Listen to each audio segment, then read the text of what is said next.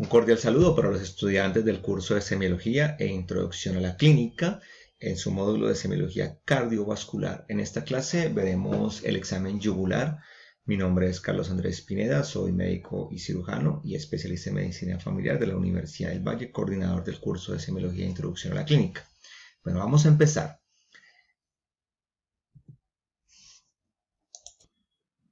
Siempre es importante que ustedes tengan en cuenta qué es lo que se pretende con cada una de estas clases. Hay unos dominios en la formación del médico. Uno de ellos y de los más importantes es el cuidado del paciente. Ese dominio que implica la labor clínica directa del médico, que se complementa con los otros dominios, como es el dominio sobre el ser ciudadano y entender cómo se circunscribe la persona dentro de un contexto social, político, económico, cultural, etc. Otro dominio que tiene que ver con la capacidad de actuar sobre la promoción de la salud y la prevención de la enfermedad. Otro dominio que tiene que ver con todo el elemento de profesionalismo médico. Otro que tiene que ver con el hecho de ser capaz de trabajar en un sistema de salud y entender cómo funciona un sistema de salud. Otro que tiene que ver con la capacidad de gestionar el conocimiento, investigar, autoformarse.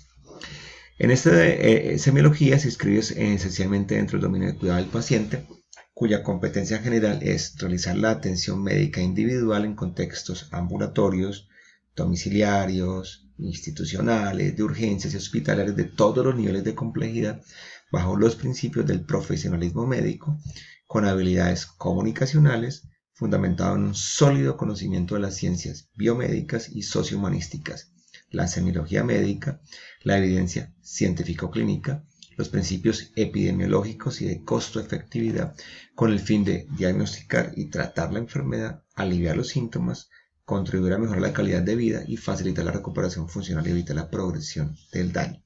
Es la gran competencia en cuidado del paciente. Las competencias específicas a las que responde semiología son aplicar el conocimiento de las ciencias biomédicas para comprender la biología normal del cuerpo humano y sus alteraciones en los procesos mórbidos, de forma que comprendan los procedimientos empleados en la promoción de la salud, la prevención de la enfermedad, el diagnóstico, el manejo terapéutico y el pronóstico de las enfermedades. Es decir, que esta competencia específica que aplica para prácticamente todo el ciclo de ciencias básicas, también aquí tiene mucho que ver porque semiología es un puente entre la básica y la clínica. Pero también, también integra elementos de las ciencias humanas y de la salud pública, por supuesto. Por eso circunscribimos también en realizar el acto médico, la anamnesis, el examen físico, que la semiología es la asignatura que más aporta a esta competencia, considerando los elementos comunicativos que buscan lograr la empatía y la confianza necesaria en la relación médico-paciente y la obtención de la información biológica, psicosocial y espiritual del paciente a nivel individual, familiar y comunitario de forma completa y coherente. Y el tercero, evaluar esa información clínica y psicosocial obtenida de forma lógica y racional con el fin de realizar un proceso de toma de decisiones diagnósticas y terapéuticas pertinentes a los pacientes a cargo. Entonces, esa es la competencia general y específicas que responden. ¿Y cuáles son los resultados de aprendizaje que nosotros pretendemos con el curso de semiología? Lo que concretamente queremos que ustedes logren. Que el estudiante al final del curso pueda, realiza el examen físico cardíaco con respeto, empatía y compasión con el paciente. Porque ya el componente de historia clínica usted ya lo da en competencia desde el curso de introducción a la práctica médica, aunque obviamente aquí se seguirá reforzando. Reconoce y clasifica los ruidos cardíacos. Explica el ciclo cardíaco de acuerdo al diagrama de Wiggers. Comprende los mecanismos fisiopatológicos que explican los fenómenos sonoros cardíacos. Conoce la anatomía de las estructuras cardiovasculares y su proyección en la pared torácica. Realiza la auscultación mediata del corazón usando el estetoscopio con una colocación correcta de ojivas en los oídos y el uso del diafragma y la campana. Ausculta e identifica los ruidos cardíacos normales, reconociendo la sístole y la diástole cardíaca en el modelo de simulación y sus pacientes a cargo. Ausculta y caracteriza soplos cardíacos y vasculares en el modelo de simulación de sus pacientes a cargo. Identifica y diferencia los soplos cardíacos de acuerdo a la fase del ciclo cardíaco donde se produce en el modelo de simulación y sus pacientes a cargo. Realiza el diagnóstico diferencial de un soplo cardíaco de acuerdo a las características semiológicas halladas tanto en el modelo de simulación y sus pacientes a cargo. Integra toda esta información que obtiene la auscultación cardíaca, de la inspección y palpación con el resto del examen cardiovascular y general del paciente, además de la anamnesis, para realizar aproximaciones diagnósticas sindromáticas y propone las principales intervenciones farmacológicas en el paciente acorde con la fisiopatología de los principales síndromes cardiovasculares. Eso es lo que esperamos que ustedes logren en todo este curso, tanto en el componente virtual como en el componente práctico. Entonces, bienvenidos a esta aventura y los estaremos acompañando en el logro de estos resultados.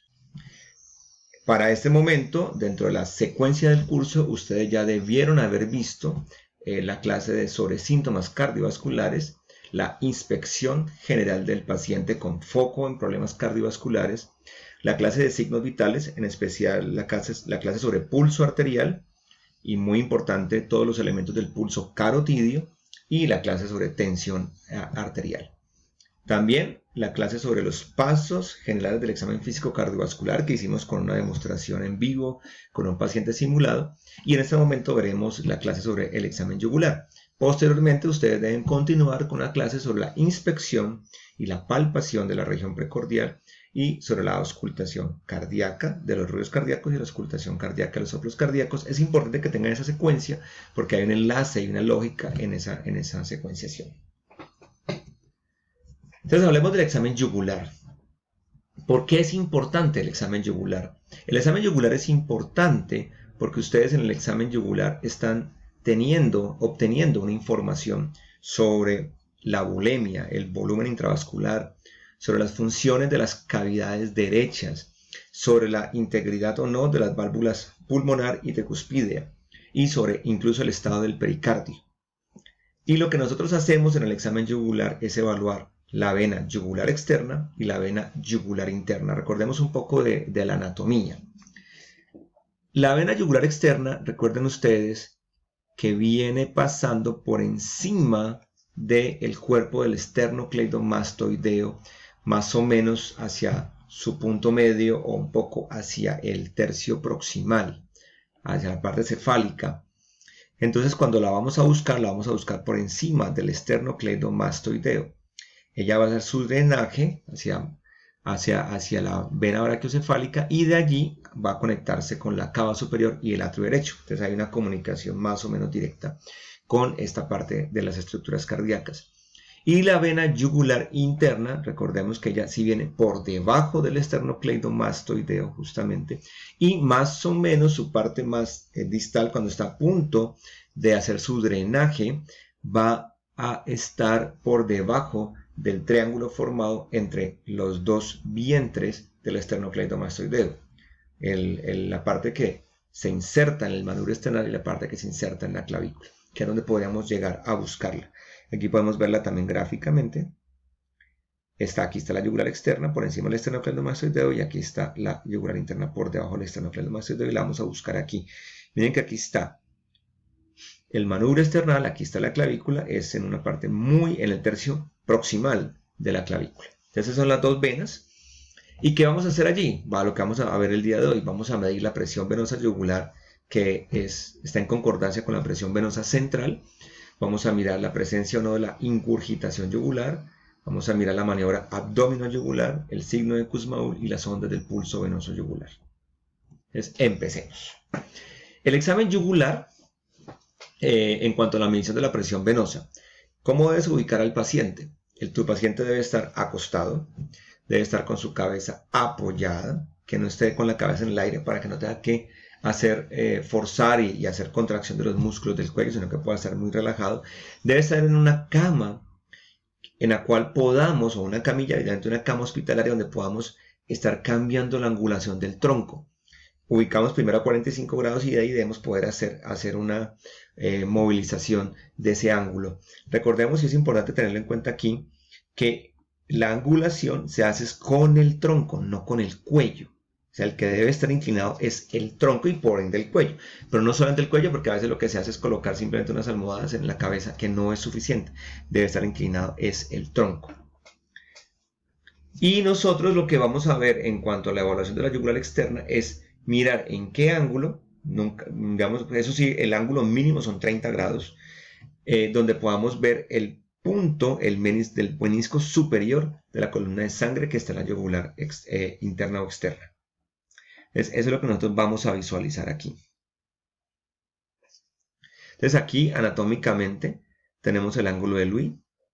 Aquí está el cuerpo external, este es el manubrio external. Recuerden que es el ángulo manubrio external, esa prominencia que tenemos en esta parte de aquí. La que nosotros vamos a ubicar anatómicamente, aquí están las clavículas y por aquí estaría la vena yugular. Debemos tener una regla y un elemento rígido como un bajalenguas que veremos en este punto de aquí. Entonces ubicamos en el ángulo de Louis una regla perpendicular. Perpendicular al piso, no al esternón, no al tronco, sino al piso. Es decir, que va a quedar angulada respecto al esternón. Y debe ser una regla porque vamos a contar los centímetros. Y con un bajalenguas, es lo más recomendable, vamos a colocarlo en el punto donde está el menisco superior de la vena yugular. Lo vamos a poner recto, o sea, paralelo al piso, en un ángulo de 90 grados con esta regla. Y vamos a mirar en qué punto se da el encuentro. Eso nos va a dar unos centímetros. A esa distancia, que es la distancia de la regla, le vamos siempre a agregar 5 centímetros más. ¿Por qué? Porque esa es la distancia que hay entre el ángulo de Louis y el atrio derecho. Entonces, si por ejemplo aquí nos da 6 centímetros, al final serían 11 centímetros y esa es la presión venosa central. Si aquí nos da 8 centímetros, serían 13 centímetros la presión venosa. Si aquí nos da 10 centímetros, serían 15 centímetros y así sucesivamente. De todas maneras, a continuación, veremos cómo se hace esta maniobra en un paciente, en una persona real como tal. Pero aquí lo podemos ver gráficamente. Entonces, esa es la forma de medición de la presión venosa. ¿Cómo interpretamos esto? Entonces, la presión venosa central normal en una persona es de 7 a 9 centímetros de agua. Es medido en centímetros de agua porque así se hicieron los estudios originales. Es decir, es como si nosotros conectáramos la yugular a través de una manguera a una columna, a un tubo de ensayo, por ejemplo, donde hay agua y miramos qué tanto sube, qué tantos centímetros sube la columna de agua. Por eso es que se denomina centímetros de agua. Entonces la presión venosa central normal es de 7 a 9 centímetros de agua. Debemos tener en cuenta que para poder visualizar la presión venosa, o sea, el menisco superior, la presión debe estar al menos en 7 centímetros de agua para poder hacerlo con un ángulo entre 15 y 30 grados. 15 es el ángulo mínimo que podemos hacer para medir la presión venosa. Si en un ángulo de 15 grados nosotros no observamos el menisco superior, quiere decir que la presión venosa central está por debajo de lo normal. Y si está pues la medida 10 centímetros o más, quiere decir que está por encima de lo normal. Y lo que denominamos como un término muy frecuente que usamos en nuestras historias clínicas, que es ingurgitación yugular, es que nosotros visualicemos las venas yugulares en el cuello que están dilatadas por encima de la clavícula en un ángulo de al menos 45 grados. Eso siempre va a ser anormal y siempre va a significar que hay una presión venosa central elevada. Entonces, nosotros podemos hacerlo entonces de esa manera cualitativamente, simplemente diciendo si hay o no hay presencia de ingurgitación yugular, o hacemos la técnica para hacer la medición precisa de esa presión venosa central estimada. Obviamente porque es estimada, para hacerla directa habría que hacer un catéter de Swan-Ganz. De lo que vamos a hacer aquí es hacer esa medición estimada con esta técnica. Entonces, la ingurgitación yugular, recuerden, la vamos a ver en la yugular externa por encima del esternocleidomastoideo. Vamos a ver que la yugular se encuentra dilatada, ingurgitada, no solamente visible, porque una persona muy blanca la puede visualizar y ser simplemente una visualización, pero no la vemos ingurgitada como tal. Entonces es un punto importante para tenerlo claro. ¿Cómo lo vamos a interpretar? Entonces, si la presión venosa central está alta, es decir, a partir de 10 centímetros de agua, en algunos textos te lo van a encontrar como 11 centímetros de agua, es porque generalmente hay hipervolemia, hay un exceso de volumen, o porque hay problemas en el llenado del ventrículo derecho. ¿Qué puede suceder ahí? Que esté reducida, esté comprometida la distensibilidad de las cavidades derechas, lo cual aumenta su presión diastólica. Eso se puede dar porque hay una insuficiencia del ventrículo derecho, o sea, ya hay un daño, una noxa sobre el miocardio en el ventrículo derecho y no tiene distensibilidad adecuada, o porque había un infarto reciente del ventrículo derecho. También se puede ver que hay una obstrucción al flujo, al paso de la sangre en el ventrículo derecho. Puede darse porque hay una estenosis tricuspidia. Si hay una estenosis tricuspidia, pues va a haber una resistencia al paso de sangre del atrio del ventrículo derecho, porque hay un mixoma auricular derecho. Recuerden, un mixoma es un tumor que se puede formar en las paredes internas del endocardio de las cavidades cardíacas. Este mixoma generalmente es pediculado y puede llegar a obstruir la válvula tricuspidia. O también porque hay una pericarditis constrictiva o un taponamiento cardíaco a nivel, si hay líquido en el pericardio o hay una cicatrización del pericardio que hace que el pericardio no se distienda adecuadamente y por ende pues no va a permitir que las cavidades hagan una buena distensión. También se puede dar en los casos de insuficiencia de la válvula tricuspidia porque hay un exceso de sangre a nivel del atrio derecho, o se puede dar cuando hay una obstrucción de la vena cava superior, lo que llamamos un síndrome de vena cava superior. En ese caso es importante tener en cuenta que no va a haber pulso venoso yugular. Es una diferencia de cuando es en la vena cava superior y cuando ya es en el corazón como tal el problema, porque no va a haber transmisión de los fenómenos que pasan a nivel de las cavidades derechas.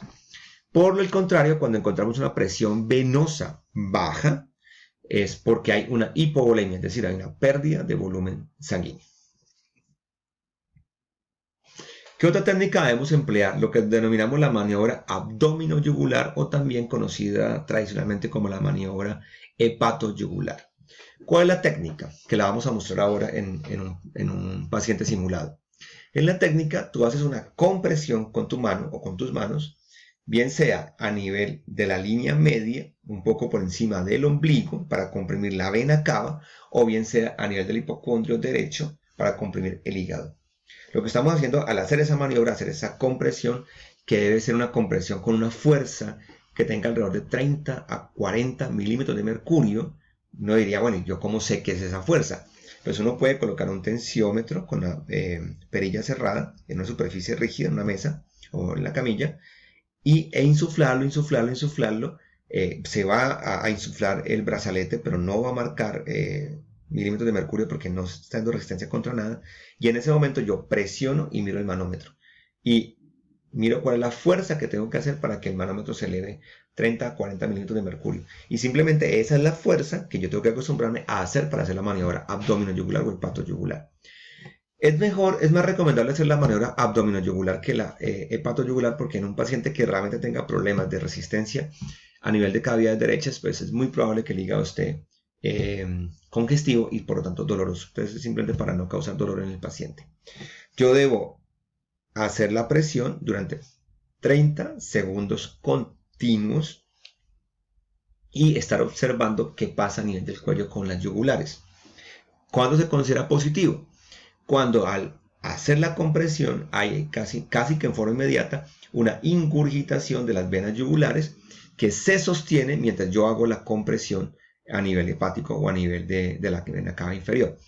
Si hay una ingurgitación de la yugular, pero es momentánea, transitoria, se ingurgita y se desingurgita rápidamente, no es positiva. Tiene que sostenerse durante al menos 15 segundos para que sea considerado positivo.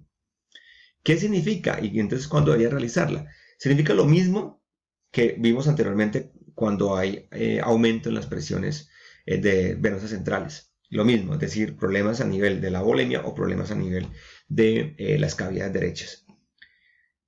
Entonces, ¿cuándo debo realizarlo? Cuando yo sospecho clínicamente que el paciente está cursando con una alteración en las presiones venosas centrales, pero no veo ingurgitación yugular, no mido la presión venosa central que esté elevada.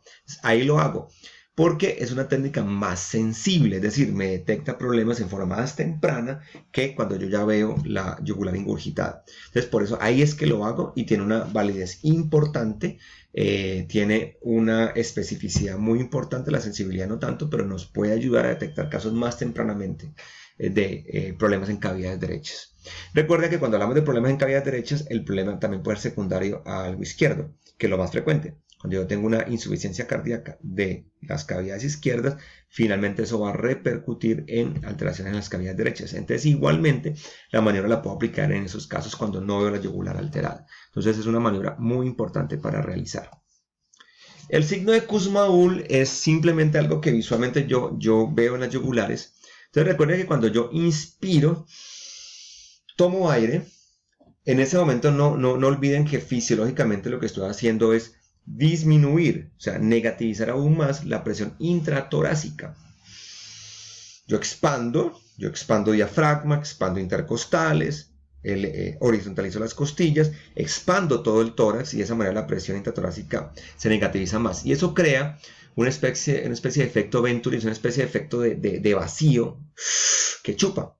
Y eso hace que el retorno venoso aumenta. Entonces, en ese momento, al hacer eso, lo que podría llegar a ver es que antes la yugular se va a colapsar más. Digamos que va a disminuir más su volumen porque estoy a una alta velocidad aspirando el contenido de sangre.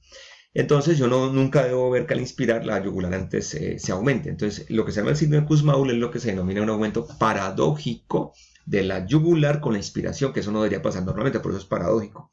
Entonces el paciente inspira y la yugular se ingurgita. Eso es un signo básicamente de taponamiento cardíaco, esencialmente de taponamiento cardíaco. Aunque podría ser de insuficiencia ventricular derecha, es mucho más frecuente y es mucho más patognomónico encontrarlo en el taponamiento cardíaco. Entonces es un signo importante para buscar.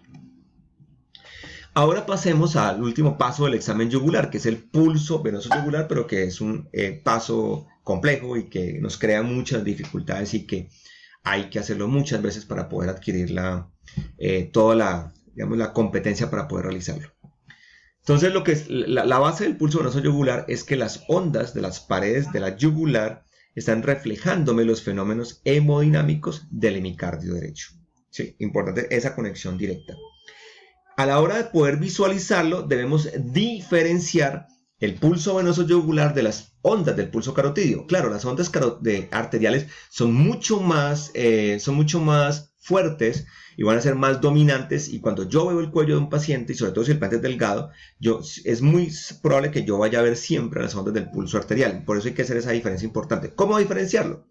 Primero, el pulso carotidio es palpable, el pulso venoso yugular no. O sea, tú no vas a palpar la onda de pulso yugular. Entonces tú puedes, donde veas el pulso, tú puedes palpar y mirar si se palpa o no se palpa. Si se palpa es carotidio. Segundo, el pulso carotidio no se va a modificar con ningún cambio postural, ni con la postura, ni con la respiración, ni con hacer maniobra de Valsalva, ni con comprimir la yugular. A diferencia del pulso yugular, sí se puede modificar. Importante, si tú sigues el recorrido anatómico de la yugular y la comprimes, el pulso venoso yugular desaparece. Si no se comprime es porque es un reflejo carotidio simplemente. Lo otro importante es que el pulso arterial carotidio tiene una sola onda, un solo pico, normalmente. Si hay patología puede haber alguna alteración, pero no tiene un solo pico. Mientras el pulso venoso yugular siempre va a tener dos picos positivos. Entonces, esa es otra diferencia muy importante para que no nos vamos a confundir. Vamos a repasar un poco de fisiología cardíaca para entender cómo funciona, cómo interpretar las ondas del pulso venoso yugular. Esto yo sé que puede asustar, pero si recordamos conceptos que ustedes ya manejan y que ustedes ya tienen en su cerebrito sobre la fisiología cardíaca, sobre todo sobre las curvas de presión y volumen de los ventrículos, pues va a ser fácil entender esto. Esto que está en azul aquí es una representación esquemática del pulso venoso yugular. Como ustedes ven, tiene varias ondas.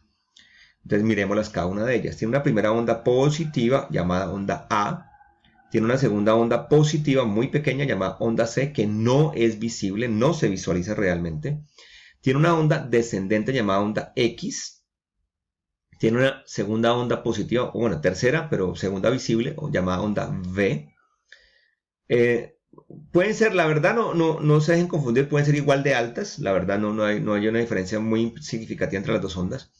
Después de la onda V viene una segunda onda descendente llamada onda Y, que es más profunda generalmente, y vuelve y arranca todo el proceso. O sea, nuevamente arrancaría la onda A, que, bueno, la verdad aquí estaría ubicada más hacia este lado de aquí. Este descenso es mucho más largo.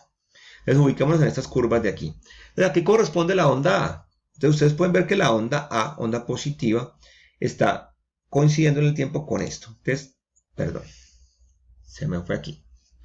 Está coincidiendo con esto. Entonces, ¿qué es lo que ustedes están viendo aquí? Están viendo aquí en el electrocardiograma, empecemos de abajo para arriba, además porque el primer fenómeno que sucede realmente es ese, es la parte eléctrica. Ustedes ven que aquí se está dando la onda P, onda P. Bueno, la onda P me está indicando la despolarización de los atrios. Es el primer fenómeno eléctrico que va a suceder. Se generó el impulso autónomamente en el nodo sinusal y se despolarizaron los atrios. Y eso genera la onda P. Y aquí está el QRS, que es la despolarización de los ventrículos. Es decir, que todo este tiempo que pasa entre que se genera la onda P y se genera el QRS es todo el tiempo de conducción atrio-ventricular. Y ahí sucede la onda A. O sea que la onda A, ¿con qué va a coincidir? Con la contracción atrial. Y por eso se denomina A. A de atrio o A de aurícula, como quieran, según las denominaciones anatómicas actuales. ¿Qué sucede cuando se genera la onda P y se despolarizan las aurículas y se contraen las aurículas? En ese momento, las válvulas sigmoideas, o sea, las válvulas pulmonar y aórtica están cerradas. Estamos en diástole, recuerden que estamos en diástole.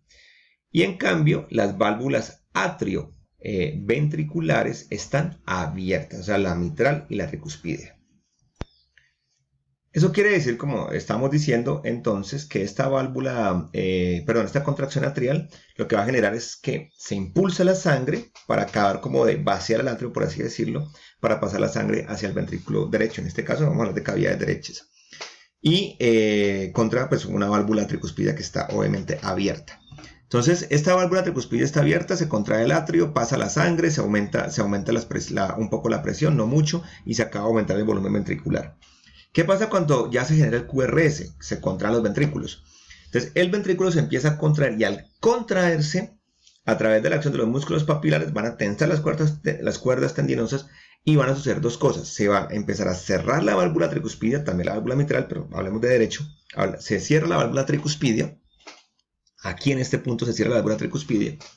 Y también, debido al aumento de presión, mire que la presión ventricular, que la rojita, empieza a aumentar inmediatamente.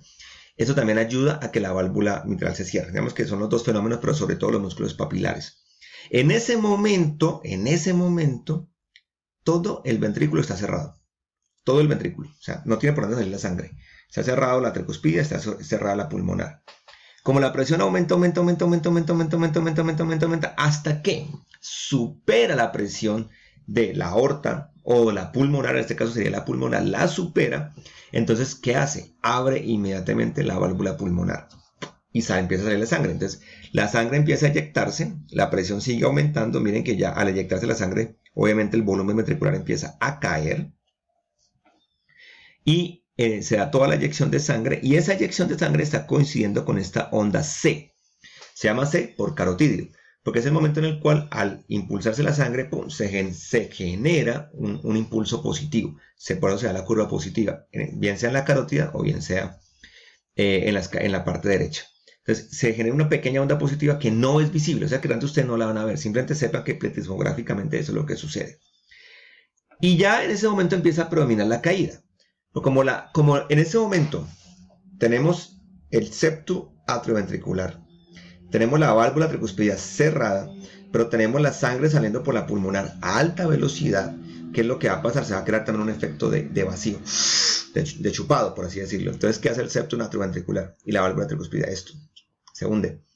Y ese efecto de vacío es el que crea esta onda X descendente. Hasta que, al final de la sístole, cuando la cantidad de sangre que se eyecta por el ventrículo ya empieza a caer, la presión ventricular empieza a caer y la presión de la aorta en el lado izquierdo y de la arteria pulmonar en el lado derecho cierra la válvula sigmoidea, o sea, bien sea la pulmonar o bien sea la aórtica. Y en ese momento entramos en lo que se denomina la fase de relajación, de relajación ventricular. En esta relajación isovolumétrica, porque en este momento tenemos nuevamente toda la cavidad cerrada, o sea, válvula tricuspidea cerrada, válvula pulmonar cerrada, pero ya no hay sangre, pues hay muy poca sangre, entonces la presión cae, hasta que cae por debajo de la presión del atrio. Y ese fenómeno pasivo es el que hace que la válvula tricuspidea se vuelva a abrir y empieza a pasar la sangre, que sería el inicio de la diástole. Pero en ese momento, ya como no hay tanta presión a nivel de los ventrículos, a pesar de que hay eyección de sangre, en ese momento, sobre todo en esta fase de relajación isovolumétrica, es cuando sucede la onda B. ¿Por qué sucede? Como está cerrado aquí, pero el atrio se sigue llenando, la sangre se sigue llenando por las dos cavas, por la cava superior y la cava inferior siguen llenando. Entonces, ese llenado pasivo del atrio es el que genera esa onda B positiva. Esa onda V de ventricular es la que es explicada por ese fenómeno. Cuando se abre la válvula tricuspidia, entramos en diástole y empieza a pasar toda la sangre del atrio hacia el ventrículo, pues claro, se genera una onda negativa que es la onda Y, debido a ese vaciamiento que se está dando del atrio, hasta que vuelve a suceder la contracción atrial y vuelve a suceder todo el fenómeno. Entonces, ya con esto espero que se pueda entender la correlación de cada una de las ondas. La onda A, recuerden que está al final de la diástole, antes de que suceda la contracción ventricular y se suceda el primer ruido cardíaco, es antes de ello, se genera la onda A. Justo después de la onda A, inmediatamente despuésito, sucede el pulso carotídeo, que ustedes no lo van a ver en la parte venosa, pero sí lo van a ver en la carótida. Ustedes están viendo el pulso venoso, están viendo la carótida o están palpando la carótida y están viendo cómo en ese momento sucede ha pasado la onda A, pulso carotídeo, y van a ver cómo ya el pulso venoso desciende, o sea, la yugular como que se colapsa, por así decirlo. Y cuando estamos al final de la sístole, o sea, justo antes del segundo ruido cardíaco, ¡pum!, sucede la onda B, casi coincidente, que va a indicar que ya se cerró la válvula pulmonar en este caso y que está a punto de abrirse la tricuspidia. En ese momento se da esa fase. Cuando ya se abre la tricuspidia, ya vamos a tener la onda Y descendente. Entonces ustedes van a ver una onda A positiva, una onda X descendente y en ese momento sucede el pulso carotídeo, después una onda V ascendente y en ese momento están antesito de que suceda el segundo ruido cardíaco, casi consciente con el segundo ruido cardíaco, y después van a ver una onda Y descendente larga hasta que suceda la nueva onda A. Esos son los fenómenos del pulso venoso. Entonces, nuevamente, aquí está, simplemente no lo vamos a leer porque fue lo que ya mencionamos. Está la explicación de la onda A, onda C, onda X, onda B y onda Y, y aquí está. Entonces vamos a mirar las alteraciones que se dan para que ya acabemos con esto la clase de hoy. La onda gigante, o sea, una elevación, esta es el pulso venoso normal y esta es la onda gigante. Ustedes ponen una onda prominente, muy muy grande, mucho más grande que la onda B. ¿Y por qué se da la onda gigante? Pues si la onda A coincide con la contracción atrial, quiere decir que hay algo que está dificultando el paso de la sangre del atrio al ventrículo o el ventrículo, que es el ventrículo se vacíe. ¿Por qué se puede dar? La patología más importante sería una estenosis de la válvula tricuspidia. Lo que pasa es que es una patología muy rara, exótica, pero pues podría explicarlo. Estenosis pulmonar, a pesar de que ya sea en el ventrículo, igualmente va a crear aumento en resistencia, entonces también. Y todo lo que aumente presiones a ese nivel, hipertensión pulmonar, tromboembolismo pulmonar, EPOC. Entonces todo lo que aumente presiones en la arteria pulmonar o en las cavidades derechas va a llevar a que se produzca onda gigante. Lo otro que puede suceder es una disociación atrioventricular, que se da en bloqueos AB, bloqueos atrioventriculares o una fibrilación auricular, que es una arritmia. Aquí se pueden ver ondas gigantes variables. ¿A qué me refiero? Que no son permanentes, sino que es en el momento en que la contracción atrial suceda, como está sucediendo desorganizadamente, suceda cuando la válvula tricuspidia está cerrada. Entonces, claro, se va a encontrar con esa resistencia gigante y va a aumentar y va a producir la onda gigante. Entonces, esas son las dos posibilidades. Entonces, recordemos, onda gigante en estenosis tricuspidia, estenosis de la válvula pulmonar o cualquier cosa que lleve a tener hipertensión pulmonar. Ondas A gigantes variables cuando tenemos bloqueos atrioventriculares o fibrilación atrial, es decir, que la contracción atrial está disociada de la contracción ventricular y no sucede en orden. La onda X descendente prominente, o sea que tengamos una onda X muy profunda, veamos que la yugular se colapse mucho, mucho, mucho. Básicamente taponamiento y pericarditis constrictiva, o sea, es pericardio esencialmente, que es este fenómeno de aquí. La onda V prominente, básicamente es insuficiencia tricuspidia. Ustedes lo que ven es que está la onda A, la onda X y la onda B es gigante, gigante, gigante. Casi que fusionada y sin muy poca onda Y. Entonces, esa básicamente tiene que ver con insuficiencia tricuspidia y cuando eso lleva a que el lóbulo de la oreja oscile con cada pulso venoso se llama signo de Evans. Entonces, insuficiencia tricuspidia. Y la onda Y, descendente prominente, es básicamente nuevamente pericardio. Pericarditis constrictiva, taponamiento cardíaco. Una profundización muy grande. Eso ahorita a continuación lo vamos a ver en el modelo de simulación de Harvey para que ustedes puedan ver lo que acabo de mencionarles, pero lo puedan ver como tal y les quede mucho más claro. La onda Y disminuida se puede dar también en casos de estenosis tricuspidia taponamiento, pero no es muy frecuente que esto lo logremos ver. Básicamente puede estar asociado a la onda A. Bueno, les agradezco mucho la atención y entonces a continuación pasamos a el video con el modelo de simulación de Harvey. Muchas gracias por su atención.